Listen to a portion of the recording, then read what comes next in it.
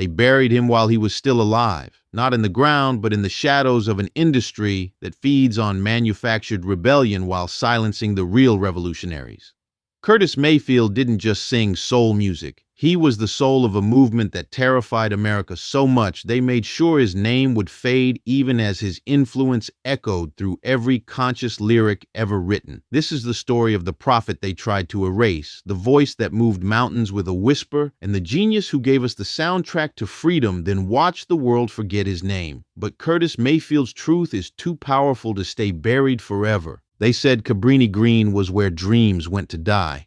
The concrete towers of Chicago's most infamous housing project rose from the earth like tombstones, marking another graveyard for Black hope in America. But in 1942, something different was born in those unforgiving walls. Curtis Lee Mayfield entered the world not as another statistic, but as a future prophet with revolution in his DNA. His father abandoned the family when Curtis was just 5, leaving his mother Marion to raise 8 children in overcrowded apartments where survival was the only subject that mattered. But Marion Mayfield wasn't just any mother. She was a woman of faith, and she filled her home with gospel music like it was oxygen. Curtis's grandmother was a traveling preacher, and by age 7, he was singing in her spiritualist church, learning that music wasn't entertainment. It was salvation. It was power. It was the one thing that could lift you above circumstances that seemed designed to crush your spirit. In that cramped apartment, Curtis discovered something that would change everything. Hidden in a closet was an old guitar, beaten up and forgotten. Most kids would have seen junk. Curtis saw possibility. He taught himself to play using the piano knowledge his mother had given him, but he did something revolutionary. Instead of using standard guitar tuning, Curtis played in F-sharp, using all the black keys. This wasn't a mistake. This was genius creating its own language. Jerry Butler lived nearby, another young voice searching for purpose in a world that told Black children to dream small. When their voices harmonized in church, they weren't just singing hymns. They were laying the foundation for a sound that would speak truth to power. Curtis dropped out of high school at 16, and while teachers shook their heads, he knew education wasn't found in classrooms. It was found in the strings of his guitar and the conviction in his voice. The streets of Cabrini-Green had taught him everything he needed to know about struggle. Now he was ready to transform that pain into power. In 1958, Curtis Mayfield was just a backup singer in a group called the Roosters. No guitar, no songwriting, no leadership. Just a 16-year-old kid from the projects hoping to catch a break. But when Jerry Butler took the lead on For Your Precious Love, something shifted. The song hit the charts, the group became The Impressions, and suddenly they had a taste of what success could feel like. Then Jerry Butler made a decision that would change music history. He left for a solo career, probably thinking The Impressions were finished. Most groups would have collapsed. Curtis saw opportunity. When Butler walked away, Curtis didn't just fill his shoes. He threw them out and created something entirely new. The Impressions under Curtis Mayfield's leadership weren't trying to be another smooth R&B group chasing crossover dreams. They became the musical voice of a movement that was demanding America live up to its promises. Songs like It's All Right, Gypsy Woman, and Keep On Pushing weren't just catchy. They were declarations of dignity for people who'd been told they didn't deserve any. But in 1965, Curtis wrote something that transcended music and became scripture. People Get Ready wasn't a song. It was a prophecy wrapped in melody, a spiritual call to action that spoke directly to the civil rights movement. When Dr. Martin Luther King Jr. quoted Curtis's lyrics in his speeches, it wasn't just appreciation. It was recognition that Curtis had captured the movement's soul in 3 minutes and 32 seconds. The song spoke of a train coming, one where you didn't need no baggage, you just had to get on board.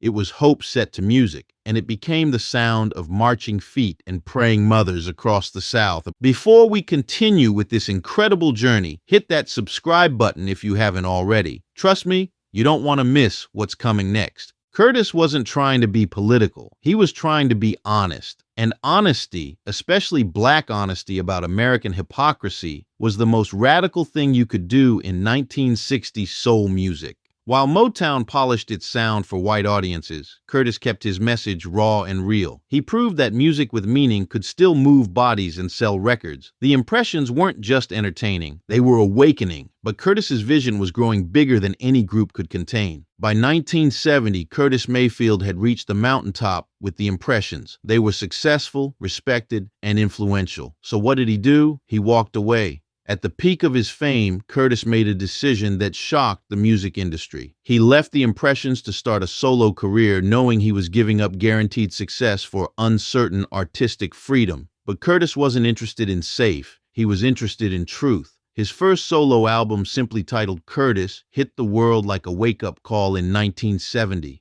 The opening track, "Don't Worry If There's a Hell Below, We're All Going to Go," wasn't background music for parties. It was a warning shot to America. Curtis's falsetto floated over dark, psychedelic funk while delivering harsh truths about racism, poverty, and urban decay. This wasn't the polished soul that made white audiences comfortable. This was the sound of black consciousness refusing to apologize for existing. Tracks like "Move On Up" became instant anthems for anyone tired of accepting less than they deserved. The message was clear. Black pride wasn't a fashion statement, it was a survival strategy. And if you're feeling that same energy right now, smash that like button to let us know you're ready for more untold stories like this one. Curtis followed up with Roots in 1971, diving even deeper into themes of struggle and unity. Songs like "Beautiful Brother of Mine" weren't just celebrating blackness, they were demanding respect for it. But Curtis's most revolutionary move wasn't musical, it was business. In 1968, he founded Curtis Records, becoming one of the first black artists to own his masters and control his creative destiny. While other soul legends were making white executives rich, Curtis built his own empire. He hired black engineers, musicians, and executives. He created a space where black voices could be unfiltered and uncompromising. Curtis wasn't just making music anymore. He was making statements, and the industry was taking notes, even if they didn't like what they were hearing. In 1972, Hollywood was cashing in on blaxploitation films, low-budget movies featuring black heroes, flashy fashion, and street-smart swagger. These films were made for black audiences but often served up harmful stereotypes. Pimps, drug dealers, hustlers living fast and dying young. Superfly looked like just another one of these movies. It followed Youngblood Priest, a stylish cocaine dealer trying to make one last score before getting out of the game. The film had style but questionable substance. Then Curtis Mayfield got involved and everything changed.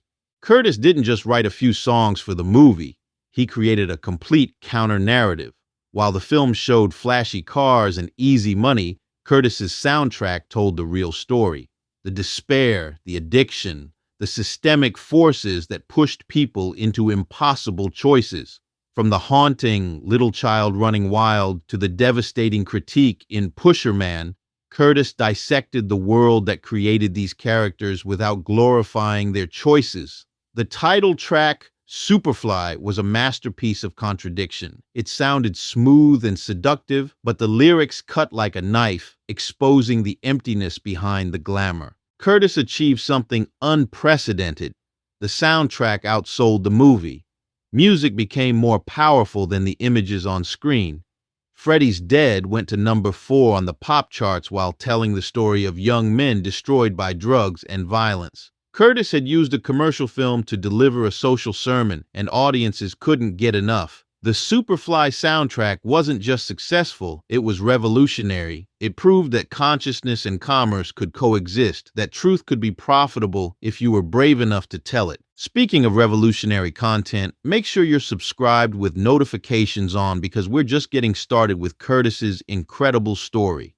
Critics finally understood what fans had known for years. Curtis Mayfield wasn't just making music, he was creating cultural commentary, providing a moral compass for audiences being bombarded with images of black criminality. But even as the world celebrated his genius, Curtis remained focused on the work, because for him, music wasn't about fame, it was about transformation.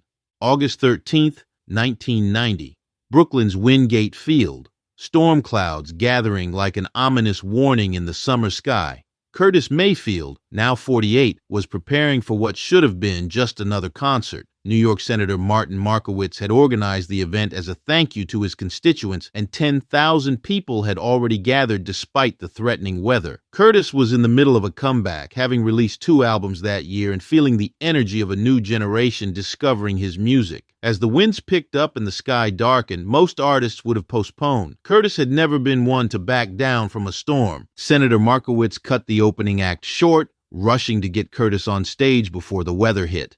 The band launched into Superfly, drums pounding, bass pulsing, the crowd responding with familiar energy. Markowitz took the microphone to introduce the legend, saying, "Ladies and gentlemen, Curtis Mayfield," just as the first powerful gust of wind tore through the venue. Speakers tumbled off the stage like dominoes. Trees thrashed above the panicking crowd. But the introduction was already happening. Curtis walked toward the microphone, guitar slung across his body, ready to give his audience what they came for. Then hell arrived in an instant. A second gust of wind, measured at 54 miles per hour, hit the stage like a freight train.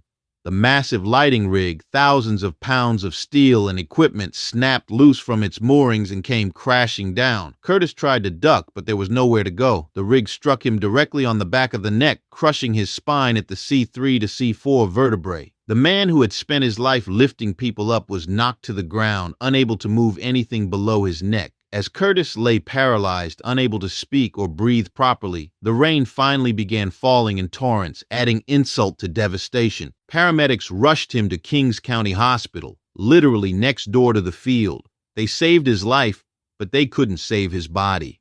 Doctors delivered the brutal truth. Curtis Mayfield, the man whose hands had created magic on guitar strings, would never move those fingers again. The voice that had sung a generation to freedom was now trapped in a body that couldn't respond to his commands. He was 48 years old, and everything had changed in a matter of seconds. But if anyone thought this would silence Curtis Mayfield, they were about to discover they were dead wrong. And if you think this story is powerful so far, wait until you hear what happens next. Don't forget to like this video to support more stories like this. Most artists would have faded quietly into despair. Most people would have accepted defeat. Curtis Mayfield chose a different path. Paralyzed from the neck down, dependent on others for everything from breathing to eating, Curtis made a decision that would define the final chapter of his remarkable life. He would continue creating. If he couldn't play guitar anymore, he would find another way. If he couldn't stand on stage, he would record lying down. If his body had failed him, his spirit would carry the load. In 1996, 6 years after the accident, Curtis released New World Order, an album that no one thought was possible. Recorded in painstaking sessions where Curtis would sing one line at a time, lying flat on his back to help his damaged diaphragm function, the album was a miracle of determination. Each song was a battle against his physical limitations, but the music that emerged was powerful, spiritual, and uncompromising. Tracks like Back to Living Again and Here But I'm Gone pulsed with the same consciousness that had made Curtis a legend, but now carried the weight of a man who had seen too much and endured even more. The recording process was agonizing. Curtis would sing a phrase, then rest for hours to recover his breath. His voice was more fragile now, but it carried wisdom that only comes from facing the impossible and refusing to surrender. He couldn't play guitar, but he directed every arrangement, supervised every mix, maintained creative control even when his body had none. New World Order earned 3 Grammy nominations and hit the top 25 on the R&B charts, proving that talent transcends physical limitations. Curtis received the recognition that had always seemed just out of reach. The Grammy Legend Award in 1994, the Lifetime Achievement Award in 1995, induction into the Rock and Roll Hall of Fame as a solo artist in 1999. But by then, diabetes was ravaging his body. His right leg was amputated in 1998. The man who had survived Cabrini-Green, racism, industry politics, and a career-ending accident was finally running out of fight. If this story is hitting you as hard as it's hitting us, show some love by hitting that like button and sharing this with someone who needs to hear Curtis's story. On December 26, 1999, surrounded by family in Georgia, Curtis Mayfield died at the age of 57, leaving behind a legacy that the world was still trying to understand. They gave Curtis Mayfield the awards after it was safe, after he couldn't challenge the industry anymore, after his voice was silenced, after he posed no threat to the comfortable lies that music executives preferred to tell. The same industry that had marginalized him while he was creating revolutionary music suddenly discovered his genius when he was gone. It's a familiar pattern in American culture. Elevate the rebels after they're dead, when their message can't inspire new rebellion. While Curtis lay paralyzed in his final years, watching his body deteriorate from diabetes complications, where were the tribute concerts? Where were the major label reissues? Where were the documentary films celebrating his contributions? They came later, when it was convenient, when it was profitable, when it was safe. The Grammy Lifetime Achievement Award arrived when Curtis could barely speak. The Rock and Roll Hall of Fame induction came when he was too sick to attend. It's almost like they were waiting for him to disappear. Meanwhile, Curtis's influence was everywhere, just not attached to his name. Hip-hop artists sampled his music constantly. Kanye West built Touch the Sky around Move On Up. Ice-T borrowed from Pusherman. The Notorious B.I.G., Jay-Z, Beyoncé, Kendrick Lamar, they all drew from the well Curtis had dug, but somehow his name stayed in the shadows. He became the ghost in the machine, the invisible foundation that everyone built on but few acknowledged. Neo-soul artists like D'Angelo, Erykah Badu, and Jill Scott owed their entire aesthetic to Curtis's blend of consciousness and groove, but radio DJs rarely made the connection. Curtis Mayfield was too real for an industry that preferred fantasy, too political for executives who wanted profit without controversy, too honest for a culture that preferred comfortable lies to difficult truths. So they buried him in plain sight, using his innovations while forgetting his name, sampling his sounds while ignoring his message. It's the ultimate form of cultural theft, taking everything an artist created while erasing the creator from history. Even today, mention Curtis Mayfield to music fans and watch the blank stares. Play People Get Ready and watch them suddenly remember. Curtis didn't just write songs, he wrote prophecy. He didn't just make records, he made revolution. But revolution makes people uncomfortable, especially when it's effective. So they let his name fade while keeping his influence alive, hoping no one would notice the contradiction. And if you're noticing this contradiction too, make sure you're subscribed because we're exposing more industry secrets like this every week. Curtis Mayfield died believing his work would outlast his name. He was right, but he deserved better than to be a secret influence, a hidden foundation, a forgotten prophet whose words still echo, but whose voice has been silenced by an industry more interested in manufacturing rebellion than celebrating the real thing. Curtis Mayfield wasn't just a musician, he was a messenger, a truth teller, a man who used melody to deliver medicine to a sick society. From the concrete towers of Cabrini-Green to the stages of the world, he never stopped believing that music could heal, that consciousness could triumph, that truth would eventually win. Even when a lighting rig crushed his spine, even when diabetes claimed his body, even when the industry tried to erase his name, Curtis's spirit never broke. He gave us People Get Ready when America needed to hear about trains that don't require tickets. He gave us Move On Up when black people needed anthems of empowerment. He gave us Superfly when Hollywood was selling us poison and calling it entertainment. He gave us everything and he asked for nothing but the chance to keep creating. In return, the world gave him tragedy, neglect, and carefully timed recognition that came too late to matter. But Curtis's truth is bigger than industry politics, stronger than physical limitations, more enduring than the people who tried to silence it. Every time a rapper speaks consciousness over beats, every time a soul singer blends gospel with social commentary, every time an artist chooses truth over profit, Curtis Mayfield's legacy lives. He didn't just influence music, he influenced the idea that music could be a force for change. So what do we owe Curtis Mayfield? We owe him more than posthumous awards and late recognition.